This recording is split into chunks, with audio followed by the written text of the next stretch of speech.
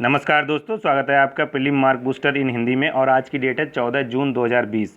आज की वीडियो में हम 13 जून 2020 के करंट अफेयर्स को डिस्कस करेंगे। तो चलिए डिस्कशन स्टार्ट करते हैं। आज का जो हमारा सबसे पहला आर्टिकल है वो फसाई के द्वारा अभी हाल ही में एक फूड सिक्योरिटी इंडेक्स लॉन्च किया गया है। फूड सिक्योरिटी इंडेक्स लॉन्च किया गया, किसके द्वारा एग्जाम में पूछा जा सकता है।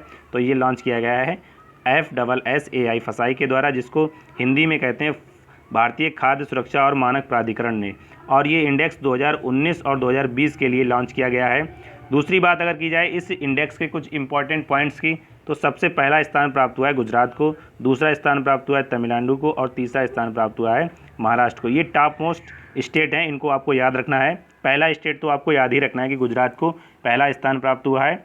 उसके बाद अगर बात की जाए इस इंडेक्स को बनाने में कौन से मेजर्स अपनाए गए हैं, तो यहाँ पर 5 मेजर्स दिए हुए हैं। इन पाँचों में से आपको याद रखने हैं, क्योंकि अब क्या है, एग्ज़ाम में ये ट्रेंड चलता है कि जो इंडिकेटर होते हैं इंडिया से रिलेटेड इंडेक्सों के, या जो बड़े बड़े इंडेक्स होते हैं जैसे human development index, ease of business doing index, तो इस प्रकार के इंडेक्सों के जो जब इंडिकेटर एग्ज़ाम में पूछ लिए जाते हैं, तो इस एग्ज़ाम जो इस इंडेक्स की बात अगर की जाए तो इसका भी पूछा जा सकता है। यहाँ पर आप पहला देख सकते हैं खाद्य परीक्षण सुविधाएं।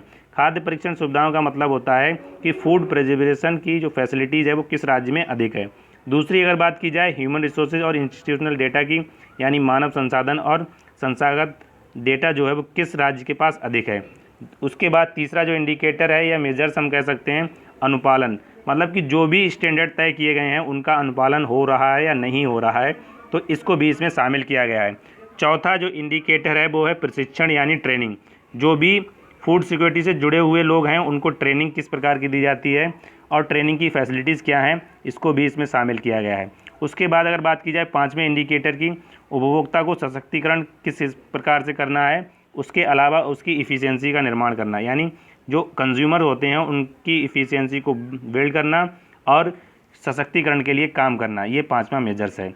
उसके बाद अगर बात की जाए कि अभी हाल ही में कोविड-19 के दौरान फसाई ने एक ईट राइट बुक जारी की थी। इस ईट राइट बुक में क्या था, इसमें यह था कि आप कोविड-19 की जो महामारी है इसके दौरान जो सेफ फूड्स हैं उनका, इसमें एक लिस्ट दी हुई थी पूरी की, जो सेफ फूड की कैटेगरी में आते हैं उन सभी फूड्स की एक लिस्ट दी हुई थी, जिससे कि आप अगर इनका सेवन करते हैं तो आप कोविड-19 के प्रति इम्यूनाइजेशन आपकी बढ़ सकती है। उसके बाद अगर बात की जाए कुछ अदर इम्पॉर्टेंट फैक्ट्स की, तो छोटे राज्यों में गोवा को प्रथम स्थान मिला है, मणिपुर और मेघालय का स्थान इसके बाद में है। यानी छोटे राज्यों में अगर बात की जाए गोवा, मणिपुर और मेघालय। उसके बाद अगर यूटी में बात की जाए तो यूटी में चंडीगढ़, दिल्ली और अंडमान निकोबार द्वीप समूह। देखो यूटी में चंडीगढ़ अधिकतर जो भी इंडिकेटर जारी होते हैं उनमें अच्छा परफॉर्म करता है। उसके बाद अगर बात की जाए इसकी थीम क्या थी, खाद्य सुरक्षा सबका व्यवसाय है, मतलब कि फूड सिक्योरिटी इज़ प्रोफेशनल, मतलब सबका व्यवसाय है, खाद्य सुरक्षा सबका व्यवसाय है। उसके बाद अगर बात की जाए विश्व खाद्य सुरक्षा दिवस कब मनाया जाता है, ये 7 जून को मनाया जाता है। इम्पॉर्टेंट है विश्व खाद्य सुरक्षा दिवस। चलते हैं आगे। अगला आर्टिकल हमारा पर ड्रॉप मोर क्रॉप के बारे में है। अभी हाल ही में गवर्नमेंट के द्वारा 4000 करोड़ रुपए के आवंटन की मंजूरी दी गई है पर ड्रॉप मोर क्रॉप के बारे में। तो ये पर ड्रॉप मोर क्रॉप क्या है, ये प्रधानमंत्री कृषि सिंचाई योजना के तहत एक सब मिशन है, ठीक है। इसके तहत क्या होता है कि पानी के यूटिलाइजेशन को बढ़ाना, यानी जो जल होता है उसके यूटिलाइजेशन को बढ़ाना और अधिक से अधिक क्षेत्र को सिंचित करना। और इसके तहत स्प्रिंकल या छिड़काव विधि वाली जो सिंचाई है वो अपनाई जाती है। यहाँ पर आप देख सकते हैं ये स्प्रिंकल वाली, ठीक है। और अभी हाल ही में हुआ क्या है, इसके अलावा भारत सरकार ने नाबार्ड के साथ 5000 करोड़ रुपए के माइक्रो इरिगेशन फंड कॉर्पस के निर्माण की भी जानकारी दी है। मतलब कि गवर्नमेंट जो है माइक्रो इरिगेशन के लिए 5000 करोड़ रुपए का एक कॉर्पस बनाएगा, जिसका नाम रखा जाएगा माइक्रो इरिगेशन फंड कॉर्पस। तो एग्ज़ाम में ये पूछा जा सकता है कि माइक्रो इरिगेशन फंड कॉर्पस जो है, कॉर्पस किसने बनाया है, तो ये बनाया है गवर्नमेंट ऑफ इंडिया और नाबार्ड ने मिलकर। 5000 करोड़ का होगा। इसमें सूक्ष्म सिंचाई के विस्तार पर जो पैसा होगा वो सूक्ष्म सिंचाई के विस्तार पर किया जाएगा खर्च। तमिलनाडु और आंध्र प्रदेश की अगर बात की जाए तो तमिलनाडु ने 478.79 और आंध्र प्रदेश ने 616.14 करोड़ रुपए आंध्र प्रदेश के लिए जारी किए गए। मतलब कि जो 5000 करोड़ होंगे उनमें से इन 2 राज्यों का इतना हिस्सा होगा। पर ड्रॉप मोर क्रॉप क्या है? ये प्रधानमंत्री सिंचाई योजना के तहत हमने बताया था कि जल का अधिकतम उपयोग करने के लिए है। और प्रधानमंत्री कृषि सिंचाई योजना जो है वो 2015 में लॉन्च की गई थी। कब लॉन्च की गई थी? 2015 में। ठीक है, चलते हैं आगे। अगला जो आर्टिकल है हमारा, उत्तराखंड में जैव विविधता पार्क को खोला गया है। अभी हाल ही में एक नए जैव विविधता पार्क को खोला गया है उत्तराखंड में। कहाँ पर खोला गया है? हल्द्वानी एक जगह है उत्तराखंड में, उसमें ये खोला गया है एक जैव विविधता पार्क।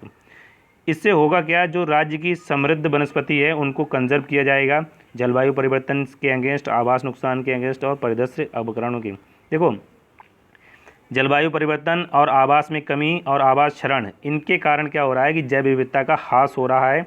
तो इसी को कंजर्व करने के लिए अब जैव विविधता पार्क एक बनाया गया है। कहाँ बनाया गया है? हल्द्वानी में, और जो कि उत्तराखंड में है। तो रिसेंटली एग्जाम में पूछा जा सकता है कि रिसेंटली जैव विविधता पार्क ओपन कहाँ किया गया है?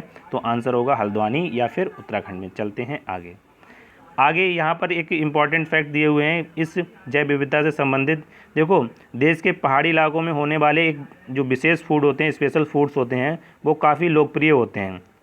उसके बाद इन फूड्स को सुपर फूड्स भी कहा जाता है, क्योंकि इनमें न्यूट्रिएंट्स की मात्रा अधिक होती है। और उसके बाद यहाँ पर बात की जाए, देखो अब क्या हो रहा है, पहाड़ों में भी बागानों की खेती होने लगी, मतलब नए नए बागान बनाए जा रहे हैं, बागानी खेती होने लगी है। इसका देखो कॉमर्शियल बेनिफिट तो है, लेकिन इन्वायरमेंटल कॉस्ट इसकी अधिक है। इससे क्या हो रहा है कि जो इंडिजीनियस स्पीसीज थी उनको खतरा पैदा हो गया है। बस इतना ही था, चलते हैं आगे। अगला जो आर्टिकल है वो हमारा ऑपरेशन डेजर्ट चेंज के बारे में इम्पॉर्टेंट है। ऑपरेशन डेजर्ट चेंज, ये एक ऐसा ऑपरेशन है, यहाँ पर आप देख सकते हैं, ये एक एंटी जासूसी ऑपरेशन है, यानी एंटी स्पाई मीन्स होता है जासूसी। एंटी स्पाई ऑपरेशन है जो कि 2019 में लॉन्च किया गया था मिलिट्री इंटेलिजेंस के द्वारा। किसके द्वारा? मिलिट्री इंटेलिजेंस के द्वारा। और इसके तहत किसी भी व्यक्ति को गोपनीयता अधिनियम 1923 के तहत गिरफ्तार किया जा सकता है। और अभी हाल ही में ये चर्चा में इसलिए आया है क्योंकि राजस्थान पुलिस ने सैन्य खुफिया सूचनाओं के आधार पर 2 नागरिकों को गिरफ्तार किया जयपुर में, जो कि ISI के लिए काम कर रहे थे, यानी जो इंटर सर्विसेज इंटेलिजेंस है पाकिस्तान की खुफिया एजेंसी, उसके लिए वो काम कर रहे थे। उसके बाद अगर बात की जाए एक ऑपरेशन, कुछ अन्य इंपॉर्टेंट ऑपरेशन है, ये ऑपरेशन 2 पैक। तो एग्ज़ाम में पूछा जा सकता है कि ऑपरेशन 2 पैक जो है वो किसका है? तो ऑपरेशन 2 पैक जो है वो पाकिस्तान की इंटेलिजेंस सर्विस एजेंसी है ISI, इसके द्वारा संचालित किया जा रहा है। और इसका जो एम है वो काफ़ी भारत के लिए तो मतलब कह सकते हैं कि काफ़ी ख़राब है। इसके जो ISI ने जो अपने 3 एम बनाए हैं या 3 भाग बनाए हैं इस ऑपरेशन के, भारत को विघटित करना, नेपाल और बांग्लादेश के जो सीमाओं हैं जहां पर लूप होल्स हैं उनका फ़ायदा उठाना, और जासूसी नेटवर्क का उपयोग करना। ये 3, देखो आपको केवल ये याद रखना कि ऑपरेशन 2 पैक क्या है। तो ऑपरेशन 2 पैक ISI के द्वारा संचालित एक ऑपरेशन है, और इसका जो एम है भारत को डिवाइडेड करना है। ठीक है, उसके बाद हमने ये ऑपरेशन डेजर्ट के बारे में जाना था। ऑपरेशन डेजर्ट इंडियन आर्मी का है और ये एक एंटी जासूसी ऑपरेशन है। उसके बाद अगला जो आर्टिकल है वो हमारा अंतर्राष्ट्रीय अल्बिनिज्म जागरूकता दिवस के बारे में है, इम्पॉर्टेंट है। 13 जून को ये मनाया जाता है अल्बिनिज्म जागरूकता दिवस। देखो अल्बिनिज्म क्या होता है? यह एक वंशानुगत रोग है, यानी यह एक जेनेटिक रोग है, और इस रोग से पीड़ित व्यक्ति की त्वचा जो होती है, स्किन जो होती है, स्किन हो या बाल हो या आँखों के जो आंशिक अथवा पूर्ण रूप से उसमें क्या होता है, मेलेनिन पिगमेंट नहीं होता है। मेलेनिन के कारण क्या होता है, हमारी स्किन का जो रंग है वो कलर्ड होता है, मतलब कि जो आपने देखा होगा स्किन कलर जो होता है वो मेलेनिन के कारण होता है। जिस व्यक्ति में मेलेनिन की कमी होती है उसकी स्किन जो है वाइट पड़ जाती है। आपने देखे होंगे कुछ लोगों की जो स्किन होती है वो वाइट हो जाती है, तो वो मेलेनिन पिगमेंट की कमी के कारण ही हो जाती है। और ये किसी भी जेंडर के व्यक्ति को हो सकता है, यानी मेल हो या फीमेल दोनों को हो सकता है अल्बिनिज्म। और त्वचा में जब मेलेनिन नहीं होता है तो उससे प्रभावित व्यक्ति सनबर्न और त्वचा कैंसर से पीड़ित हो सकता है। देखो जिस व्यक्ति में अल्बिनिज्म होता है यानी रक्तहीनता होती है, उसके अंदर त्वचा कैंसर होने का खतरा अधिक रहता है। फोटोफीबिया, एम्ब्लोफीबिया, इस प्रकार के कुछ जो आँखों से संबंधित रोग हैं ये भी हो जाते हैं। फोटोफीबिया में क्या होता है कि व्यक्ति को देखने में परेशानी होती है प्रकाश में, मतलब जब प्रकाश होता है, धूप होती है तो उसको देखने में परेशानी होती है, इसको कहा जाता है फोटोफोबिया। उसके बाद अगर बात की जाए इस एल्बिनिज्म से पीड़ित व्यक्ति की त्वचा पर भी सफ़ेद धब्बे पड़ जाते हैं, ये हमने डिस्कस किया। उसके बाद अगर बात की जाए इस दिवस के बारे में कि ये दिवस क्यों मनाया जाता है और किसने इसकी शुरुआत की थी। कनाडा की एक गैर सरकारी संस्था है अंडर द सेम सन, इसके द्वारा इसका प्रस्ताव पारित किया गया था। उसके बाद 2014 में यूनाइटेड नेशन की जो जनरल असेंबली है इस प्रस्ताव को पास कर दिया और 13 जून को अंतर्राष्ट्रीय अल्बिनिज्म जागरूकता दिवस के रूप में मनाने की घोषणा की। यहाँ पर हमने एक बताया मेलेनिन एक ऐसा जटिल पॉलीमर होता है, इसमें एमिनो एसिड टायरोसिन से उत्पन्न होता है। ये टायरोसिन एक एमिनो एसिड है और इसके द्वारा ही इसको उत्पन्न किया जाता है मेलेनिन को, जो कि त्वचा और बालों का रंग निर्धारित करता है। चलते हैं आगे सहकार मित्र योजना शुरू की गई है, भी हाल ही में रिसेंटली इसको लॉन्च किया गया है कृषि मंत्री श्री नरेंद्र सिंह तोमर के द्वारा। सहकार मित्र योजना में क्या होगा, इसमें जो यूथ प्रोफेशनल्स होंगे यानी जो युवा पेशेवर होंगे, उनकी जो नवीन विचार हैं, नई इनोवेशन के जो आइडियाज़ हैं उनको सहकारी संस्थाओं की सहायता से एक बड़े स्तर पर ले जाना। उसमें होगा क्या, देखो इसमें जो युवा होंगे उनको 4 महीने की इंटर्नशिप दी जाएगी और इस इंटर्नशिप को दिया जाएगा NCDC के द्वारा, यानी national council for development cooperative. देखो यहाँ पर लिखा हुआ है राष्ट्रीय सहकारी विकास सहयोग के द्वारा इसको एक योजना को लागू किया जाएगा। दूसरी बात की जाए वोकल फॉर लोकल को भी ये बढ़ावा देती है और आत्मनिर्भर भारत अभियान के तहत इसको शुरू किया गया है। तो ये एग्ज़ाम में पूछा जा सकता है, आत्मनिर्भर भारत अभियान के तहत इसको शुरू किया गया, ये इंपॉर्टेंट फैक्ट है। उसके बाद अगर बात की जाए कि कौन कौन लोग इस योजना के तहत आ सकते हैं, जो कृषि IT और संबंध क्षेत्रों के पेशेवर स्नातक हैं या इसके अलावा फाइनेंस, एग्रीकल्चर, फॉरेस्ट्री या परियोजना प्लानिंग एंड डेवलपमेंट, इस प्रकार की कोई डिग्री ली हुई है, उन्होंने MBA की, तो वह भी इसके लिए आवेदन कर सकते हैं। काफ़ी इंपॉर्टेंट है, एग्ज़ाम में पूछा जा सकता है। चलते हैं आगे लास्ट आर्टिकल है आज का हमारा, बाल श्रम निषेध दिवस कब मनाया जाता है। तो ये मनाया जाता है 12 जून को, विश्व बाल श्रम निषेध दिवस, world day against child labour, और इसको ऑर्गेनाइज किया जाता है ILO के द्वारा।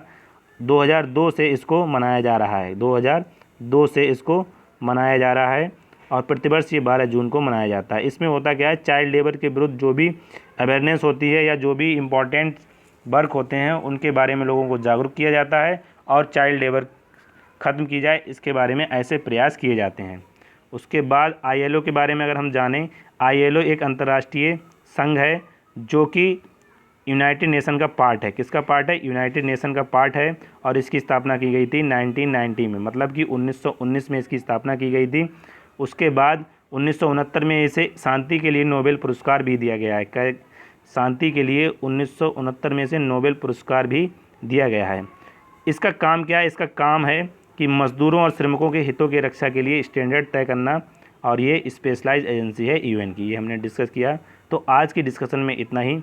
अगर आपको एक आर्टिकल और हमारा रह गया है यहाँ पर, हाँ ये इसको जल्दी से देख लेते हैं। भारत का विदेशी मुद्रा भंडार जो है पहली बार $500 अरब के पार पहुँचा है, ये रिकॉर्ड है। एग्ज़ाम में पूछा जा सकता है कि 5 जून 2020 को भारत का जो विदेशी मुद्रा भंडार है वो कितना था, तो ये $501.7 अरब था। भारत की बात अगर की जाए सर्वाधिक विदेशी मुद्रा भंडार के मामले में, तो भारत 5वें स्थान पर आता है। उसके बाद अगर बात की जाए यहाँ पर विदेशी मुद्रा संपत्ति कौन कौन सी जा रही है, देखो फॉरेन करेंसी हमारे पास 463.63 बिलियन है। उसके बाद 6.3 कह सकते हैं इसको, गोल्ड रिजर्व हमारे पास है $32 मिलियन का लगभग, और IMF के साथ SDR है हमारा $1.44 बिलियन, और उसके बाद IMF के साथ हमारी जो रिजर्व ट्रांसपोजिशन है वो 4.28 बिलियन की है। देखो मैच द फॉलोइंग में क्या आ सकता है, या इनका अरेंजमेंट आ सकता है कि किस प्रकार से इनको अरेंज किया जाए। तो सबसे पहले हमारे पास फॉरेन करेंसी, उसके बाद गोल्ड, उसके बाद RTP यानी रिजर्व ट्रांसपोजिशन, और उसके बाद जो है SDR है सबसे लास्ट में। तो ये हमने जाना फॉरेन करेंसी से संबंधित जो फैक्ट्स हैं उनके बारे में। तो आज की वीडियो में इतना ही। अगर आपको ये वीडियो अच्छी लगी हो तो लाइक, शेयर और कमेंट करें, और हमारे चैनल ओनली सिविल सर्विसेज को सब्सक्राइब करें। Thank you for watching.